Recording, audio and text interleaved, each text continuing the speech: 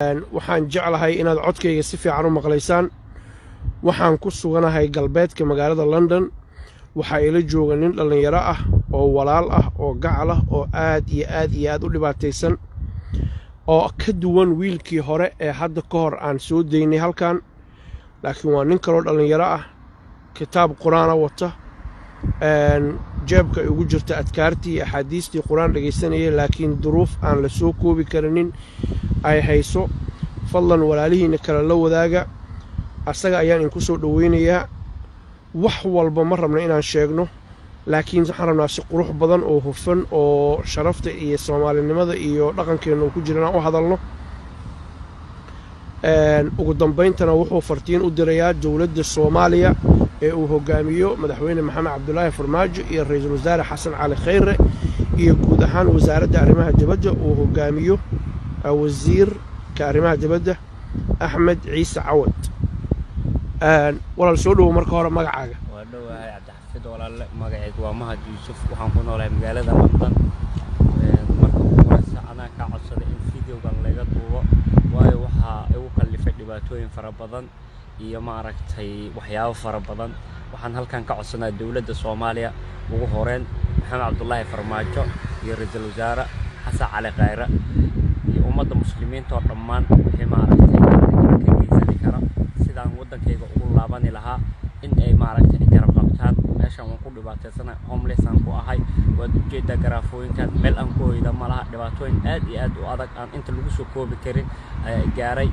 marka waxaan ka codsanaa dowladda Soomaaliya sida ugu dhaqsiyaha badan inay ila soo xiriirto. lambarkaygana waa halka oo gudbina. waxaa nooga warantaa waad sheegtay dabcan ila soo xiriirtay. waxaan jecelahay marka hore nooga warantid adigu sidee Yurub ku timid, waa maxayse dhibaatada ka soo gaartay, xagee ka soo bilowday taariikhkaaga? ka soo bilaabay wadanka Talyaaniga, Liibiya ka soo galay, dhibaatooyin fara badan aan soo maray. waxaan islahaa maalinba maalinta ka dambeysay waa ka bixaysaa dhibaatadaysan. intaasoo wadanaan u soo gudbay, balse ugu dambeyn waxaa waaye Yurub sidaad ogsoontiin waa 28 wadan. meeshaad mar fara dhigatid iyo wixii ribood laga qoro meel kasta way yaalaan. taasana igu kalliftay sidaan u lahaa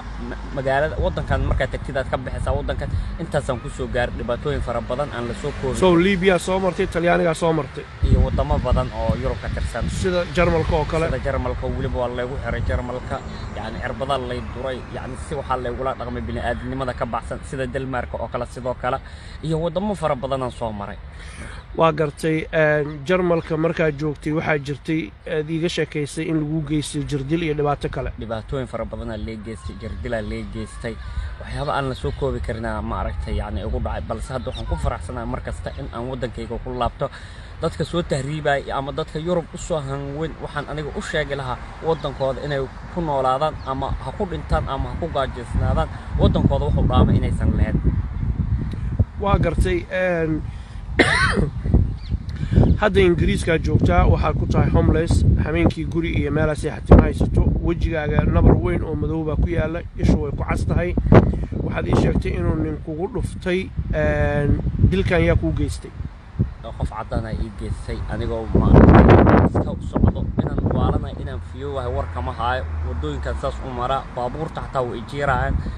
والله لما soo koobi kara dhibaatada ahaas wax ay caawinayna mala dhibaatooyin fara badanna waa la geystay. ana haddana halkan ka cadeyn karin, balse waxa waaye ma aragtay qadar rabbi waa ku safarsanaa wuxuu Ilaahay ii qadaray. aniga taasan aaminsanahay waa hagaag inaan ka baxayna waa aaminsanahay insha Allah dan wadankayga ku laab. waa hagaag. waxaan jecelahay inaan bulshada Soomaaliyeed la wadaago walaalayaal. Mahad Yuusuf telefoon nambarkiisa ayaa wuxuu ku qoran yahay shaashada hadda in kaga muuqda. waxaan in ka codsanayaa si walaaltinimo leh oo Soomaalinimo leh oo sharaf leh, ninka walaalka dhalinyarada ah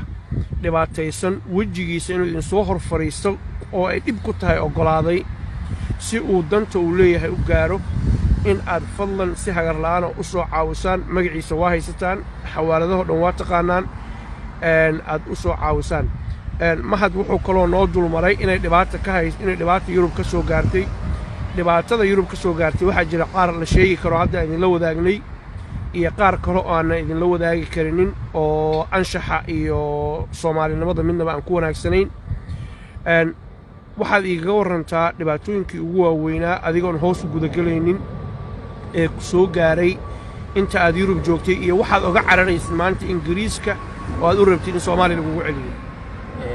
waxa waaye horta dhibaatooyinka ugu waaweyn waxaa ka mid ah in meel lagu xiro qol lagu xiro oo maaragtay anigoo marka dhan laga dhigo kaamira qolka uu ku xiran yahay sariir lagu xiro oo la iskaga kay dhigay dad dawladda aanan luqadina aanan garanaynin awoodna aanan u lahayn meel aanan ka dacwoodan aanan awood u lahayn luqadina aanan garanaynin wax caawinaa ehelna aanan ii joog min dhaahadu xataa ehelkaaga joogo inaysan ku caawin karin aan aaminsanahay aniga wadankan qurbaha ah waayo ma arag system u yaalo yani wajiyo fara badan lagu soo maraa marka waxa waaye aad iyo aad ay u adagtay dad badan oo dhibaataysan Soomaali ah waan arkay meel aniga aan ku xiran waa arkay oo dhahaaya ma aragtay turjubaan ma tahay meeshan ma ka shaqeysaa dad ay dhahaaya waan arkay anigana aan dhahaaya sidiinoo kale ahay laakiin aniga aan Ilaahay iska baryahay aan aaminsana markasta inaan ka baxay meesha cid isoo daasay malaha laba meel lagu xiray Jarmalkan waa lagu xiray Denmarkan waa lagu xiray cid isoo daasay malaha aan Ilaahay ka ahayn waa gartay waxaad iiga sheekaysaa hadda ka hor inaad damacday naftaan yara Ilaahay kugu ammaansaday gebigeeda inaad ka taqallustid oo maaragtay tareenada iyo waxa isku dhigtiin maxaa kugu kalifay wadanka Jarmalka ee taas meelan ku xirnaa waxaan ka soo baxsaday 5 mar markay ugu yartay 5 mar aan ku qiyaasay 5 mar aan soo baxay waa hamigeygu waxay ahayd inaan meeshaas ka baxsado markaan baxsado waa la soo qabtaa waa lagu soo celiyaa ciqaabtan ku jir ciqaab ka daran la geliyaa waan ka baxsada marka ugu dambeystay waxaan rabay inaan tareen isku dhigo tareenka markuu soo dhaweeyay tareemada dheereeyna uu ahaa no stopka qadar rabbi laakiin sama aysan dhicin in uu tareenkaas injeero anigoo waxaan is arkay meesha ka boodo dhanka kale haddana joogo sidaas aawadeedan haddana la soo qabtay meesha lagu soo xareeyay ugu dambeyn aan haddana ka soo baxsaday markii dambe waa gartay waxaan ku faraxsanahay dadkan Soomaalida live ku daawanayna ay ku wada faraxsan yihiin aan ogahay in Ilaahay uu ku caafimaad yeelay ku badbaadshay naftaada inaad haligtana uu ka badbaadshay waxaan ka ballan qaadaynaa insha Allah tacaala inaan ku garab istaagno waxaan rabaa inaan hadda u gudubno waxaad tiri fartiin waxaan u wadaa dawladda Soomaaliya madaxweyne محمد عبد الله فرماجو iyo ra'iisul wasaare xasan cali khayre fariinta aad rabtid inaad u sheegtid halkan toos iminka uga sheeg mar labaad madaxweynaha iyo ra'iisul wasaaraha waxaan u sheegaa ma arag sida ugu dhaqsiyaha badan in yani leeyla soo xiriiro wadankaana laga saara yani taas waa muhiimadeeda ugu horeysa sababtu waa maxay dad badan ba halkan u soo cararaya aad uga cararaysaa wallahi anigu waxay tahay waan arkay Yurub dhibaatooyinka yaalla waan arkay يعني ضد بدن oo dhibkooda la aamusana waan arkay balse aniga maanta waxaan ku faraxsanahay wadankayga ama aan ku noolaada ama aan ku dhinto intaas baan ku noolaa wadankayga waligayna cid istaajisay ma aanan arag magaalada Muqdisho waan joogay meelo badan waan joogay cid istaajisay waligay ma aanan arag laakiin sabab wadankan waxa waa caqabado fara badan iga soo maray dhibaatooyin fara badan iga soo maray yani niyad fara badan balse ma aragtay alxamdulillah anu waxaan aaminsanahay inaan ka baxay insha Allah biidnillah kareem caawa haddii aadan kaalmo helinin iyo walaalo ku caawiya xagee hoy ku seexanaysaa wallahi hadda ma aragtay in muddo abu sidan u socdo waaga wuxuu iigu bariyaa anoo iska socdo marmarka qaar sidan fasaska u saaran waaga ii bariyaa anoo 74 saacadood soo jeedo waan arkaa anoo 24 saacadood soo jeedo waan arkaa alxamdulillah laakiin ma aragtay waa ka baxay insha Allah taasan aaminsanahay aniga markasta waa garatay waxaan samaynayaa anigu shakhsi ahaan si walaaltinimo ah islaamnimo ah dhiigga Soomaalinimo ah in aan hadda caaw kula raadiso hotel aad seexatid oo aan ka bixino dadweynaha Soomaaliyeed ee dunida daafeeda joogana wixii intaan ka dambaysa in ay garab istaagaan madaxweyne Maxamed Cabdullaahi Farmaajo ra'iisul wasaare xasan cali khayre iyo waliba wasiir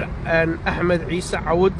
waxaan idin ka codsanaynaa ninka walaalka sharci Ingiriis kuma lahan sharci la'aan baa haysa dalkiisa hooyo ayuu doonayaa inuu u noqdo fadlan waxaan idin ka codsanaynaa sida ugu degdega badan inaad noola soo xiriirtaan oo idinkiya asaga isugu keen xirno Turkish Airlines baa halkan ka baxda warqad dawladeed baa u soo diri kartaan warqadda dawladeed waxa ay u ogolaanaysaa Turkishku inay diyaaradda saaraan dabadeedna dalkiisa hooyo uu dib ugu soo noqdo uu ehelkiisii iyo qaraabadiisii u tago walwal iyo murugo badan ayaa ka muuqda halkan kama sheegi karno mahadyara waxa soo gaaray oo dhibaato ah oo silaca maxaa la yiraahdaa inta la eg brother waxbaha oynin Ilaahay subhanahu wa ta'ala uu ku gargaarayaa iyo walaalaha Soomaaliyeed nin baa tahay adkayso insha Allah ta'ala dhibka waa ka baxaysa hadii Ilaahay yiraahdo